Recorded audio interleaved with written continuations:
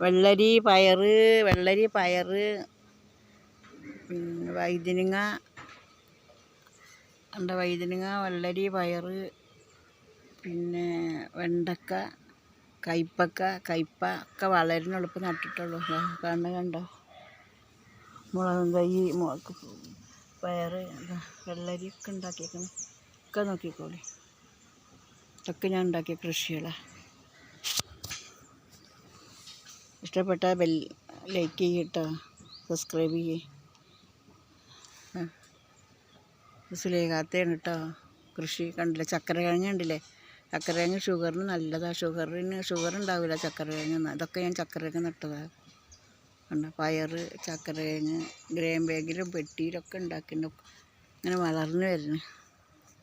നോക്കി കാണിട്ടോ.